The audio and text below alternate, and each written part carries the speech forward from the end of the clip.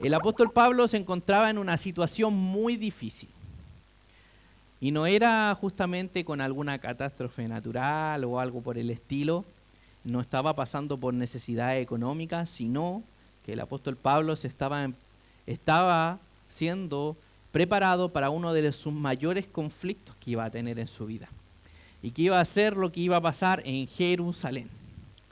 El apóstol Pablo sabía y estaba preparado para ir a Jerusalén, para estar allí en el día de Pentecostés, y él sabía por medio del Espíritu Santo que las cosas no iban a andar bien allá en Jerusalén.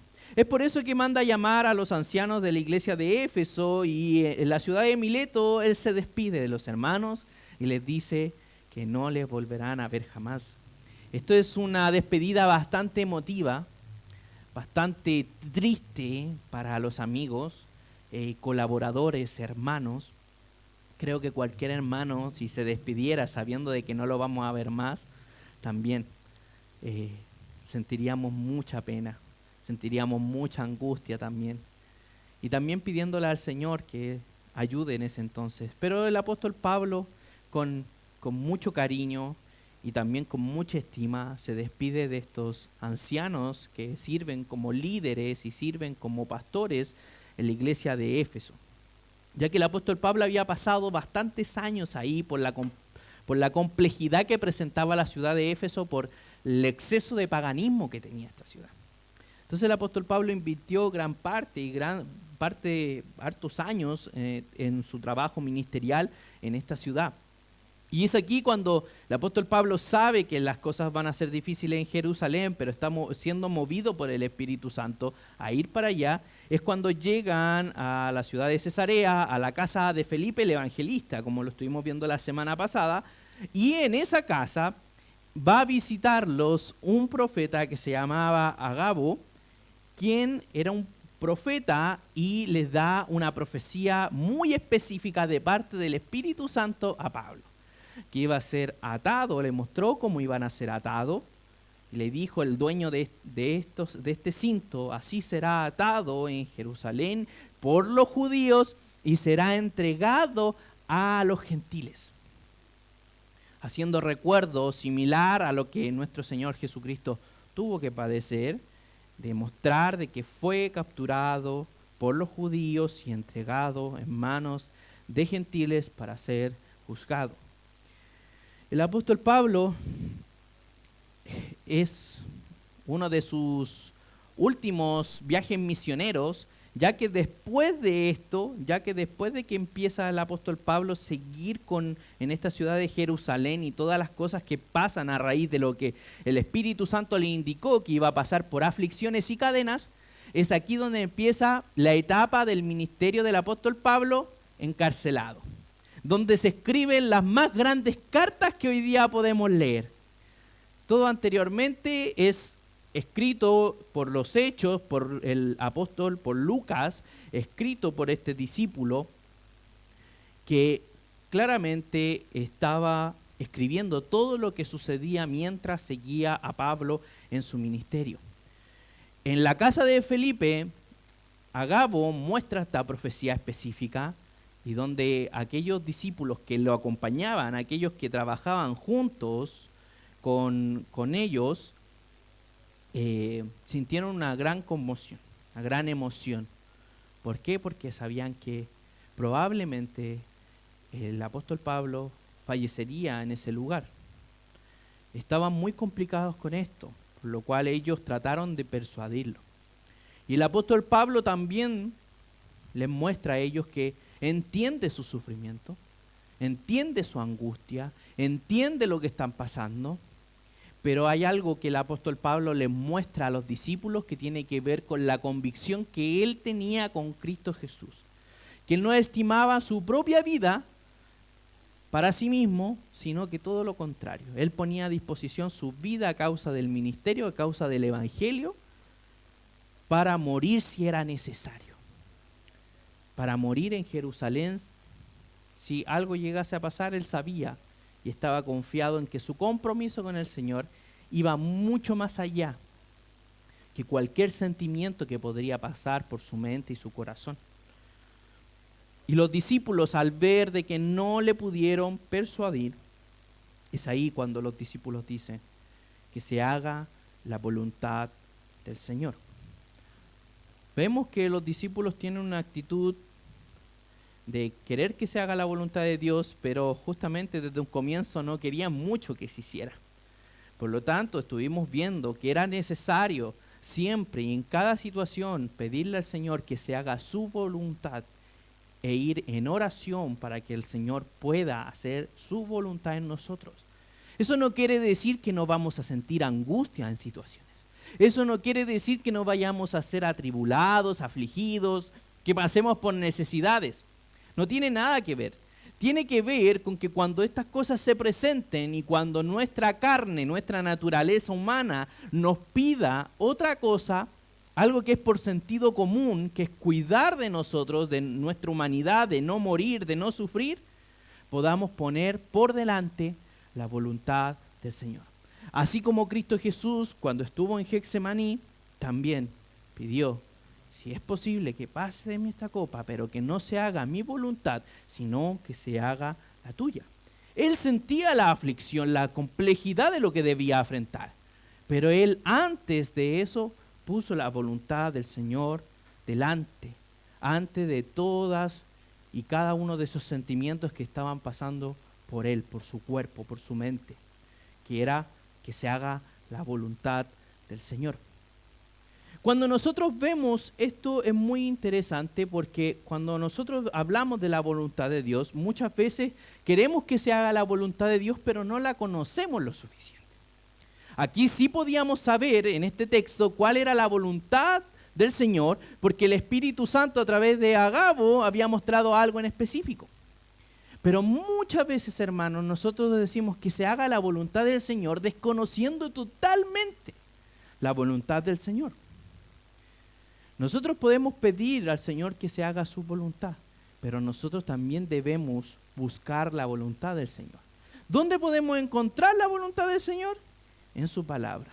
Si nosotros desconocemos de las Escrituras, probablemente siempre atribuyamos de que la voluntad del Señor va a terminar siendo pase lo que pase. Eso es la voluntad del Señor. Bueno, sí, esto es voluntad del Señor. Y si nosotros no conocemos realmente eso, vamos a tomar decisiones de manera poco sabias, de manera poco inteligente, no siendo guiados por las Escrituras, no siendo guiados por los principios bíblicos. Es aquí cuando nosotros debemos aprender qué es lo que nos entrega las Escrituras para saber qué está dentro de la voluntad de Dios y qué no está dentro de la voluntad de Dios. Cuando nosotros vemos estas cosas, a veces nos asustamos un poco porque decimos, ¿cuál es la voluntad del Señor?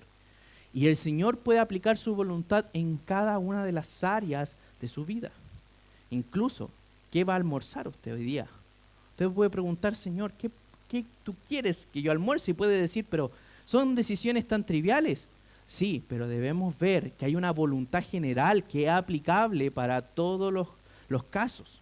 En este caso, el Señor siempre va a querer que usted se alimente, pero también que se alimente espiritualmente. También que coma sano, que almuerce, pero no caiga en glotonería.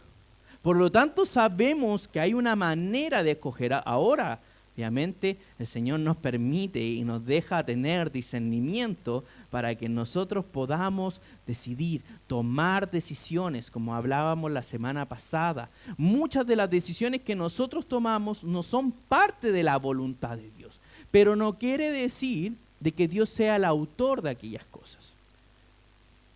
El Señor no quiere que nosotros pequemos, aún así podemos pecar, porque está dentro de nuestra capacidad de decidir y no por eso hace a Dios autor del pecado, sino que lo hace autor de que nosotros podamos tomar y ser responsables de nuestras propias decisiones.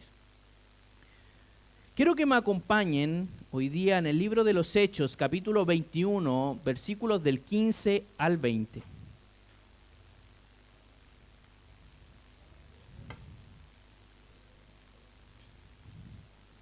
El libro de los Hechos, capítulo 21, versículo 15 al 20. Y dice así: después de estos días nos preparamos y comenzamos a subir hacia Jerusalén.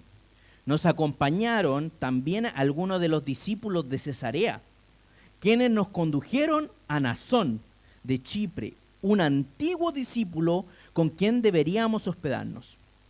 Cuando llegamos a Jerusalén, los hermanos nos recibieron con regocijo. Al día siguiente, Pablo fue con nosotros a ver a Jacobo y a todos los ancianos, y todos los ancianos estaban presentes. Después de saludarlos, comenzó a referirles una por una las cosas que Dios había hecho entre los gentiles mediante su ministerio. Ellos, cuando lo oyeron, glorificaban a Dios y le dijeron: hermano, ya ves cuántos miles hay entre los judíos que han creído y todos son celosos de la ley. Vamos a orar. Gracias, Señor, te damos en esta hora de poder conocer y aprender de tu palabra. Te pido, Señor, que tú nos instruyas. Instruye nuestra vida, Señor. Instruye, Señor, nuestro ser para tomar decisiones, Señor, acorde a ti. Para que te conozcamos y sepamos, Señor, cuán buen y agradable es hacer tu voluntad. Es seguir, Señor, la Escritura, Señor. Te pido que podamos aprender más de nuestro Señor Jesucristo, Padre, para que podamos caminar y crecer a la estatura de Él. Que tú puedas hacer e intervenir en nuestro corazón para que cada día podamos crecer y cada día podamos alabarte y glorificarte de mejor manera. Te lo pedimos todo esto en el nombre de Cristo Jesús. Amén. Y hay algo interesante en todo esto que vemos, porque constantemente vemos una gran tensión en los capítulos cuando el apóstol Pablo se despide de los ancianos. Vemos mucha emoción por lo que se va a enfrentar. Ahora el apóstol Pablo llega a la casa de Felipe y se encuentra que llega un profeta y pone más tensión al asunto, donde los discípulos sienten la presión, sienten la emoción, sienten la tristeza, sienten toda una de estas cosas, porque está una tras de esto pasando. Y justamente el capítulo 15 dice que ellos se prepararon para subir a Jerusalén. Ellos saben que iban a un conflicto. Ellos sabían que iban a algo difícil. Pero ahí hay algo muy curioso y me llama mucho la atención de cómo Lucas lo escribe y lo deja registrado, ya que a pesar de que a veces nosotros caemos en esta confusión mental de ver toda esta confusión, nosotros caemos casi en lo mismo que los discípulos. Vemos tanta conmoción que no podemos abrir nuestra mente a que haya algo más entre medio. Siempre estamos pensando, el apóstol Pablo va a Jerusalén, queremos saber qué es lo que va a pasar. Y como sabemos que es una dificultad para él, también queremos seguir y queremos llegar al momento de decir qué es lo que va a pasar. A veces nos angustiamos y también con nuestros propios problemas. Cuando tenemos un problema queremos la solución, la solución, la solución. Y no vemos muchas veces que dentro del proceso hay cosas importantes a la cual hay que prestarle atención, las cuales hay que ver detenidamente. Y hay muchas cosas que el apóstol Pablo al llegar a Jerusalén y antes de enfrentar todos estos problemas pasan. Que muchas veces todo el texto que yo leí uno puede decir, bueno, ¿y qué podemos aprender de estas cosas antes que el apóstol Pablo se enfrente? Y hoy día quiero comentar con ustedes y quiero que ustedes, que podamos ver un poco algunas cosas, algunas prácticas que tenían los hermanos en la iglesia antigua que nos pueden ayudar mucho a comprender cómo dirigirnos y cómo tratarnos como hermanos. A pesar de que podamos tener muchas dificultades anexas, pero esto no quita que estas cosas deben estar. Y una de las cosas importantes que me llama bastante la atención, es lo que dice desde el versículo 16 en adelante. Dice, nos acompañaron también algunos de los discípulos de Cesarea. Dice, quienes nos condujeron a Mnasón de Chipre, un antiguo discípulo con quien deberíamos hospedarnos. Aquí lo llevan a donde un discípulo, que era un discípulo ya que llevaba muchos años. Hay algunos que dicen que incluso este Naasón se convirtió al evangelio en el día de Pentecostés, cuando Pedro predicó y se manifestó el don del Espíritu Santo. Hay algunos que dicen que así de antiguo era el hermano, pero vemos que aquí en la Escritura nos dice que era un hermano antiguo. Por lo tanto, este hermano iba a tener una intervención particular, que nos dice que ellos se iban a hospedar donde él.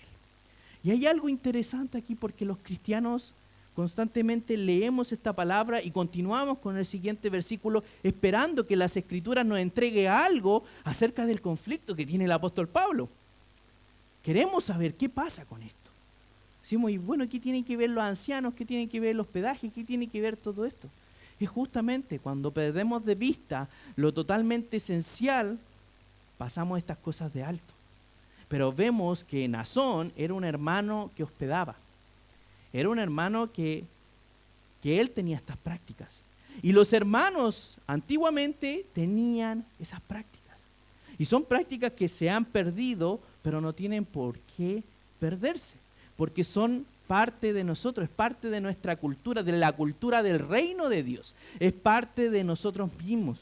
Algo que Dios nos ha mandado a hacer también.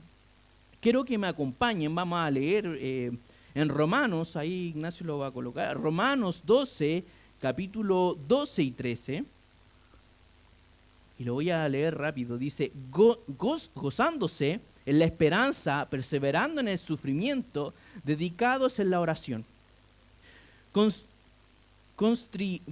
contribuyendo para las necesidades de los santos, practicando la hospitalidad. En el Nuevo Testamento podemos ver muchas ocasiones en donde se practica la hospitalidad. Y la hospitalidad no tiene que ver con que usted invite a alguien a quedarse a dormir. No tiene que ver con que usted diga, ¿sabes qué?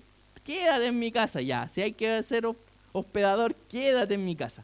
No conlleva solamente ese tipo de cosas, sino que conlleva mucho más. De recibir personas, de estar dispuestos a atender personas, a atender a los hijos de Dios, a atender a las personas que trabajan también para el ministerio. Ahora muchas veces nosotros preguntamos, ¿hace cuánto tiempo no hospedamos a alguien? Y hospedar a alguien puede ser invitarlo a almorzar, invitarlo a tomar una once, no necesariamente tiene que haber comida, puede quizá usted invitarlo a pasar una tarde en familia, en su casa, quizá haciendo alguna actividad o conversando acerca de cómo han vivido un tiempo en la iglesia, acerca con algunos hermanos. Y son costumbres que muchas veces nosotros perdemos, porque la hospitalidad tiene que ver con otro. Tiene que ver con que yo aparte mi casa, yo aparte de mi tiempo, yo aparte muchas veces de mis recursos para poder atender y servir a otro hermano.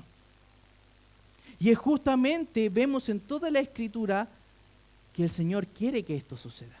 Quiere que nosotros nos sirvamos. Quiere que nosotros podamos servir al otro hermano. Que nos sirvamos en la congregación. Que tengamos esta especialidad de servicio hacia los demás. Que esto edifica al cuerpo. Por lo tanto, muchas veces vemos también que el hospedaje se ha perdido bastante. Y en el Antiguo Testamento y en el Nuevo Testamento se le da mucho realce a eso, al hospedaje. Al hospedaje. Es algo que no debemos olvidar, hermanos. No debemos olvidar por nada del mundo, porque eso nos llevará a tener una mejor comunión como hermanos. Nos llevará a conocernos mucho mejor, a poder orar los unos por los otros, a poder conocer más de la historia de aquellos hermanos que a lo mejor no conocemos mucho. Y eso nos va a llevar a que podamos ayudarle, a que podamos orar, a que podamos comunicar y que el hermano sienta un respaldo y que conozca el amor de Cristo a través de la hermandad, a través del hospedaje. En el versículo 17, ya llegando justamente a Jerusalén, cuando llegamos a Jerusalén, los hermanos nos recibieron con regocijo. Aquí ya el apóstol Pablo, ya llegan a Jerusalén con todos los colaboradores, y es justamente como este mensaje se titula Pablo en Jerusalén, primera parte, porque vamos a tener más de una parte. Y vemos que ellos llegan a Jerusalén y los hermanos lo reciben, pero no simplemente lo reciben, sino que dice que lo reciben con regocijo. Lo reciben con regocijo. Ahora debemos pensar bien. El apóstol Pablo no había estado en Jerusalén ya casi 5 años. La última vez que el apóstol Pablo estuvo en Jerusalén fue cuando ocurrió el concilio de Jerusalén, cuando llegaron estos judíos a Antioquía diciendo de que era necesario, de que había que circuncidarse físicamente para poder ser salvo. Y la iglesia, los líderes, los pastores de Antioquía envían a Bernabé, envían a Pablo y con otras personas más que vayan a Jerusalén para conversar este tema con los apóstoles y con los líderes de esa iglesia, porque era un tema que tenía que ver con la salvación. Era un tema fundamental. Entonces el apóstol Pablo después de eso sale a su viaje misionero y no vuelve más. Ahora ya han pasado casi 5 años. Y en 5 años de viaje ministerial pasan muchas cosas. Y en una iglesia en 5 años también pasan muchas cosas. 5 años. Y vemos acá que los hermanos lo reciben con gran gozo, lo reciben con regocijo. ¿Y esto qué podemos aprender nosotros, aparte de solamente aprender acerca del hospedaje? Sino de cómo nosotros también estamos practicando aquellas cosas. ¿Estamos recibiendo nosotros a los hermanos con regocijo? ¿O los hermanos nos están recibiendo con regocijo? Muchas veces solamente queremos nosotros ser recibidos con regocijo y no recibir con regocijo.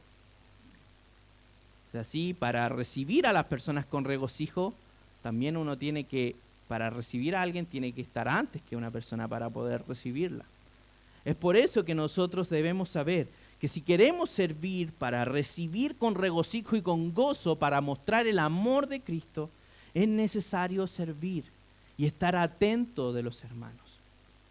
Porque si nosotros permitimos que entre alguien y no le recibimos adecuadamente con un saludo cordial, que nosotros podamos saludarle, recibirlo, atenderlo, preguntarle si quiere tomarse un café, mostrarle que aquí hay baño, aquí hay café, que puede tomar asiento, que si gusta puede pararse o si gusta puede estar sentado, como le parezca mejor.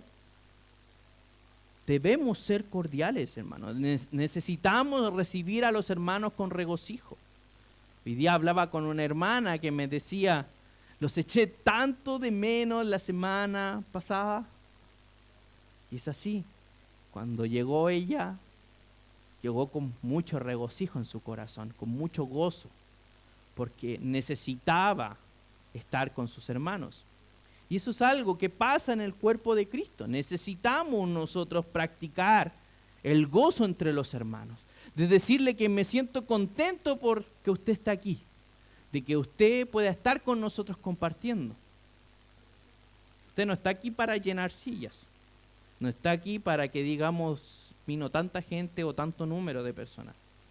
Sino de que podamos tener una relación por medio de Cristo Jesús y regocijarnos por lo que Él nos ha permitido disfrutar de la iglesia, disfrutar de los hermanos, disfrutar de esta comunión tan hermosa que solamente es posible gracias a Él. Es necesario practicar el gozo y el regocijo entre los hermanos, a pesar de que quizá un hermano no haya venido hace mucho tiempo o quizá un hermano no lo hemos visto hace años. Yo sé que muchos de aquí van a recibir con mucho gozo al pastor Darío después de no estar con él bastante tiempo. Y justamente es necesario que nosotros practiquemos cada una de estas cosas. Le hace bien a la iglesia, es saludable para la iglesia. Pero no tan solo eso, hermanos, sino que en el versículo 18 nos dice otra verdad muy importante. Y estos pequeños versículos que dicen una y otra cosa tienen mucha información que si nosotros no estamos pendientes o solamente nos dejamos nos dejamos llevar por la conmoción del apóstol Pablo, no vamos a entender y no vamos a poder ser edificados. Versículo 18, al día siguiente, dice, Pablo fue con nosotros a ver a Jacobo y todos los ancianos estaban presentes. Ahora nos damos cuenta que el apóstol Pablo fue a ver a Jacobo. ¿Quién era este Jacobo? Este Jacobo también es conocido como Santiago. Usted cuando vea a Jacobo en una escritura también se traduce como Santiago. Y este Jacobo no era el apóstol Jacobo. Recuerden que el apóstol Jacobo en el libro de los Hechos fue asesinado por Herodes, fue decapitado. Es aquí también donde Pedro había sido encarcelado y la iglesia se pone de cabeza a orar para que Dios intervenga y él pueda salir de la muerte. Es así como el apóstol Jacobo murió. Y este Jacobo, Santiago, es el medio hermano de Cristo Jesús. O sea, el medio hermano de Jesús, hijo de María, hijo de José. Pero vemos algo muy especial de que ahora esta persona que no caminó con Cristo Jesús, siendo que era su hermano, pensando lo mejor quizás que su hermano tenía complejo de grandeza, quizás algún tipo de así, que él se creía algo especial, quizás como muchas veces nosotros tenemos hermanos donde los padres le dan mayor preferencia o lo miran probablemente diría, mira, ese es el favorito de la mamá. Claro, el regalón, por eso él tiene estos delirios de grandeza quizás, pero una vez que Cristo resucita, todo cambia. Y este Jacobo se convierte en un discípulo de Cristo Jesús. Es este mismo Jacobo Santiago, el autor de la epístola de Santiago, del libro de Santiago, que tenemos más adelante. Por lo tanto, aquí lo vemos de una manera muy especial. Ya no lo vemos como medio hermano de Jesús, sino como un pilar fundamental de la iglesia en Jerusalén, como uno de los pilares y uno de los mayores ancianos, líderes y pastores que existían en esa comunidad. Es impresionante ver cómo Dios cambia la vida de las personas. Ahora una pregunta interesante cuando vemos aquí que el apóstol Pablo fue a ver a Jacobo y dice que todos los ancianos estaban presentes. Aquí nosotros estamos en la ciudad de Jerusalén y la ciudad de Jerusalén era conocida porque ahí estaban los apóstoles. Ahora algo interesante es que aquí en este pasaje no relata la presencia de los apóstoles. ¿Dónde están los apóstoles? Los apóstoles hasta este instante no habían muerto. Todos los apóstoles.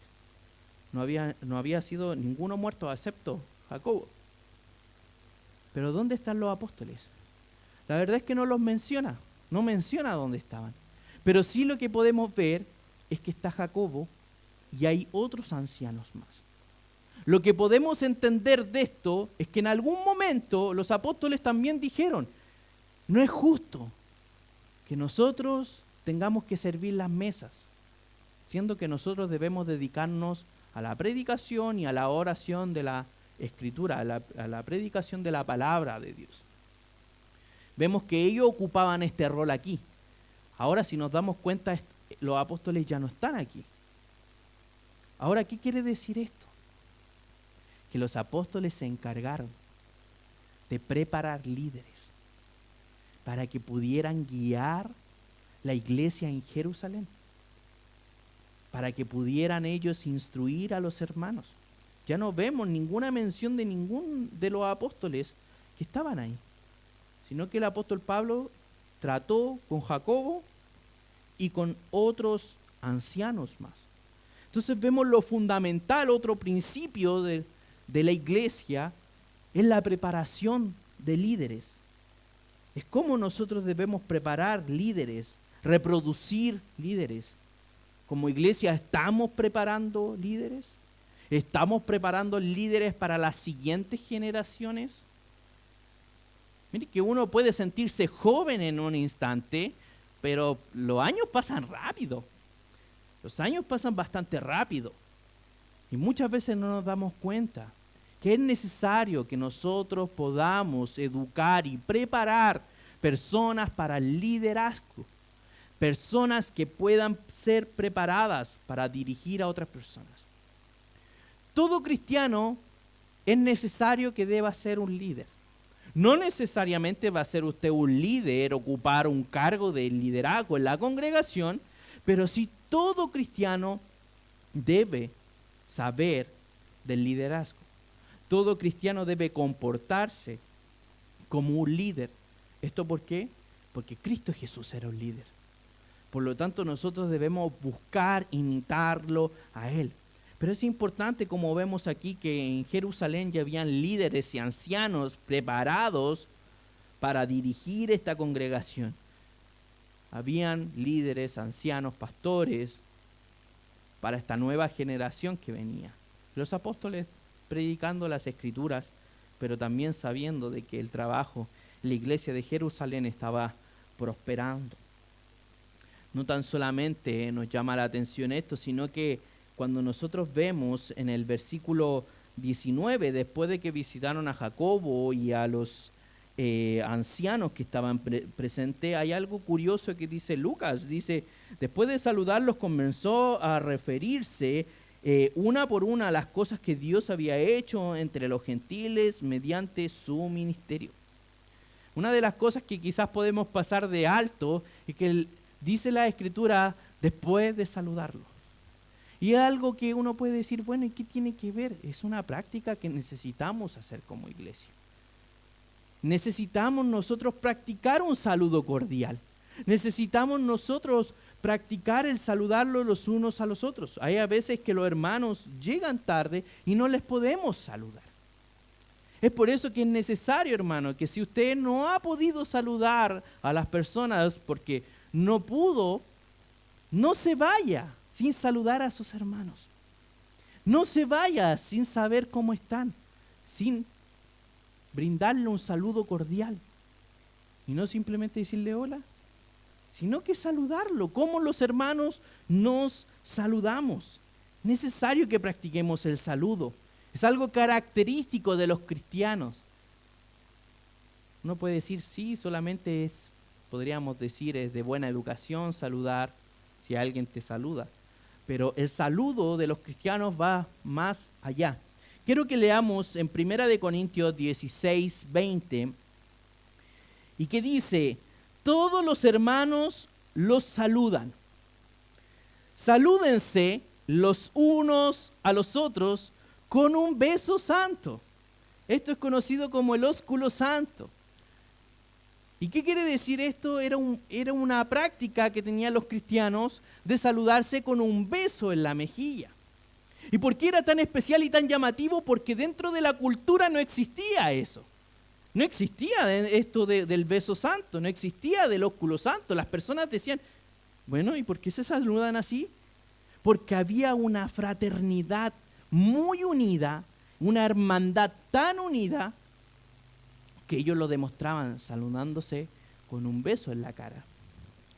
Esto para la época era algo totalmente, o sea, ¿qué? No lo entendían muy bien. Pero cuando pertenecían al reino de Dios, sabían que esta hermandad los llevaba a ser de piel a los hermanos.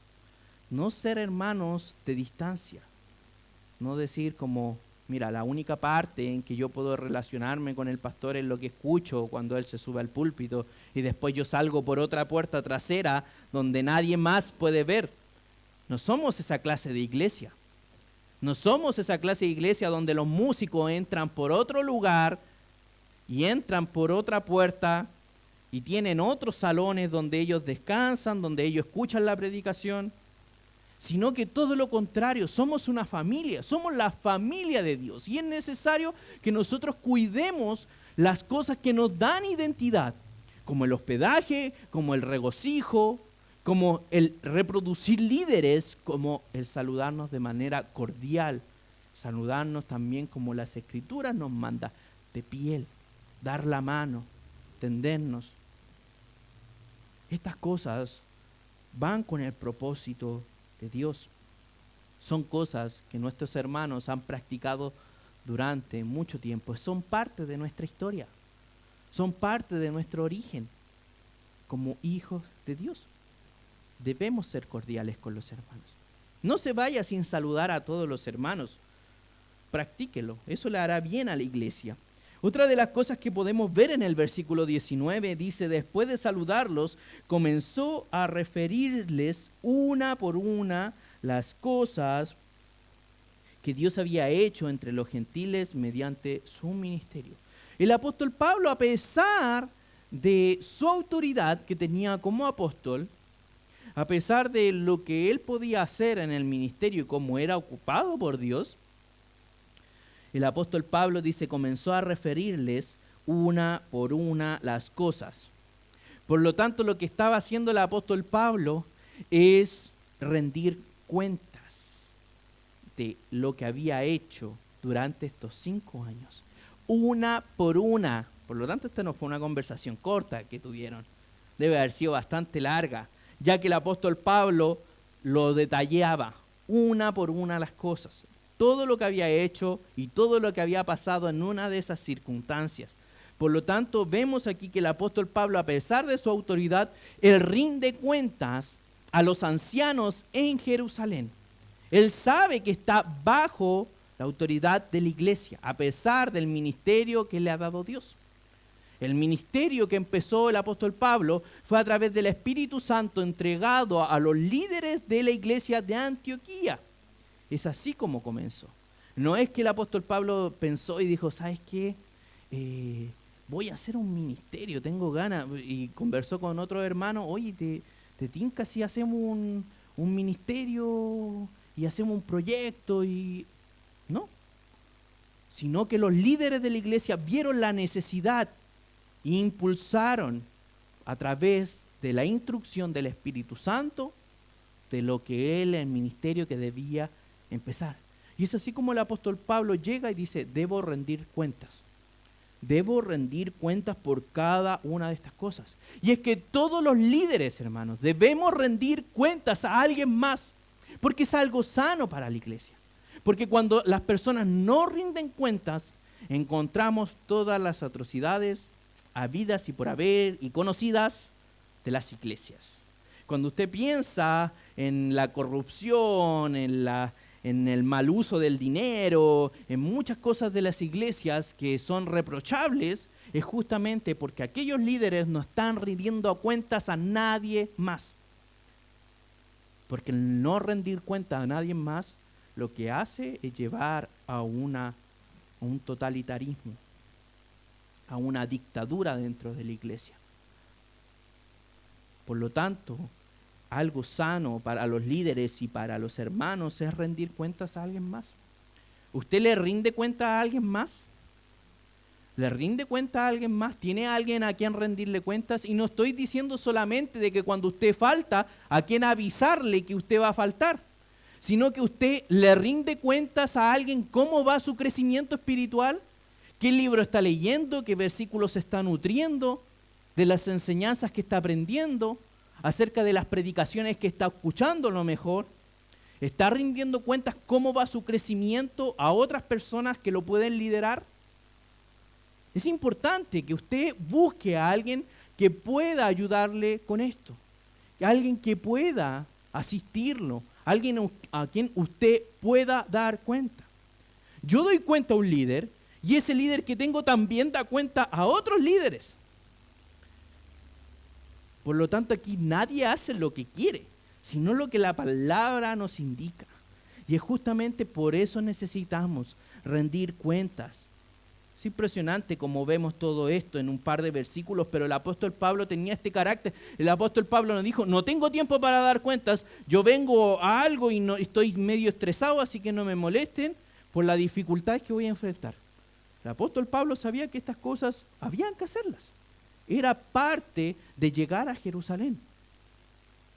Él, a pesar de la autoridad que Dios le había dado, no podía saltarse estas cosas, porque justamente estas cosas y estos mandatos han sido inspirados por el Espíritu Santo para la iglesia. Por lo tanto, es bueno y sano que todos tengamos estas prácticas, que todos podamos hacer este tipo de cosas. El que podamos nosotros rendir cuentas, que podamos aprender de otra persona, que podamos ser nutridos también enderezados cuando nos vamos enchuecando por otra persona. Si usted no tiene a alguien que pueda rendirle cuentas, si usted no tiene a alguien que lo lidere, nosotros en Vida Real tenemos las casas de fe. Si usted busca crecer, si usted busca aprender, si usted quiere buscar pastorado, si usted quiere crecer junto a los hermanos, nosotros tenemos las casas de fe. Si usted no está en una, le motivo, le insisto, asista a una. Eso le ayudará en su crecimiento espiritual. Eso le ayudará a que pueda dar cuentas a otra persona. Y que cada uno de los hermanos podamos crecer en Cristo Jesús como un solo cuerpo en Él. Es por eso que nos hace tan bien esto. Cuando vemos el versículo 19 y continúa diciendo, comenzó a referirse una por una las cosas que Dios había hecho entre los gentiles mediante su ministerio. Es algo impresionante como el apóstol Pablo dice que Dios hizo, no que Él hizo. No dijo, mira, vengo a decir lo que yo hice, sino cómo Dios se manifestó, cómo Dios realizó todas estas cosas. Yo soy un mero instrumento. Yo soy alguien que está presente y dispuesto al servicio del Señor, pero es el Señor el quien hace. Ocupa el ministerio que me ha dado para Él trabajar por medio de ese ministerio. Es Él el que hace. Y esto es darle la gloria al Señor por todo lo que Él ha hecho. Dios es el que hace en nuestras vidas.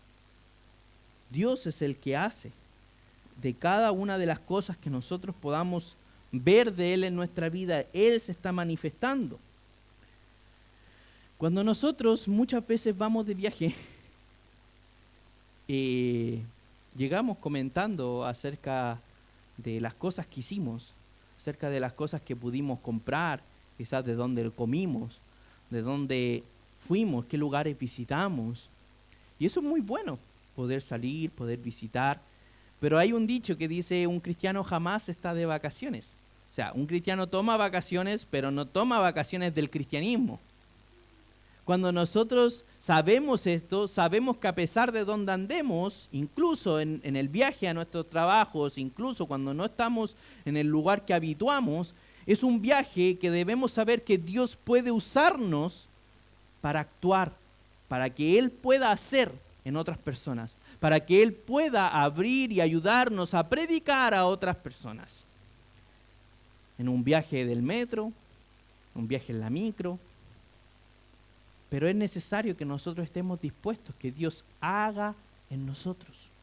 Si nosotros no estamos dispuestos, constantemente vamos a decir y a hablar de manera en cada uno de nuestros viajes en que yo hice esto, pasó esto, yo compré esto, yo visité tal lugar y no de lo que Dios puede hacer. Los ancianos en Jerusalén no estaban pendientes si el apóstol Pablo había probado nuevas comidas, si le había traído algunos recuerditos de las ciudades donde estuvo, ni nada por el estilo. Y no quiero decir que esas cosas sean malas, hermanos. Lo que estoy diciendo es que nosotros debemos entender que cada lugar en que nosotros vayamos es un buen lugar para predicar del Evangelio. Es un buen lugar. Podemos nosotros hacer estas cosas, pero también podemos ver a Dios actuando en estas circunstancias. Por lo tanto, debemos ponernos en disposición para que Dios haga. Y dice en el versículo 20, ellos cuando lo oyeron glorificaban a Dios. Es esto lo que pasa cuando uno hace las cosas y cuando uno deja que Dios actúe en uno. La glorificación al Señor. Cuando todo se trata de nosotros, solamente nosotros y el yo, solamente que podemos hacer es sentirnos alegres. Pero cuando vemos que Dios actúa a través de nuestra vida en donde andemos, siempre la gloria es para Él. Y cuando nosotros escuchamos eso, nos gozamos con los hermanos y damos gloria al Señor por eso. Por lo tanto, cuando escuchamos a veces de hermanos que estuvieron compartiendo con otras personas y que le hablaron del Evangelio, y algunos incluso de esas situaciones, algunos están aquí hoy día. Que hermanos nos han contado, oye, ¿sabes qué? Estuve hablando con tal persona acerca del Evangelio. Y algunas de esas personas están aquí hoy día. Aquellos que llegaron por esa conversación. y glorificamos al Señor por eso. Es importante ver todo esto. Y los hermanos le dijeron, hermano, ya ves cuántos miles hay entre los judíos que han creído y todos son celosos de la ley. Impresionante ver cómo en estos 5 años le dicen al apóstol Pablo, ¿te diste cuenta de que hay miles de judíos que se han convertido, que han creído en el Evangelio y que son celosos de la ley? Y uno puede pensar también, y a veces uno también puede creer que los hermanos eran legalistas o por la ley, y igual como con estos judíos que pensaban que la salvación venía por la circuncisión que era necesaria. Lo que nosotros debemos entender, hermanos, es que estos judíos que habían creído y que todos, o sea, dice que miles habían creído.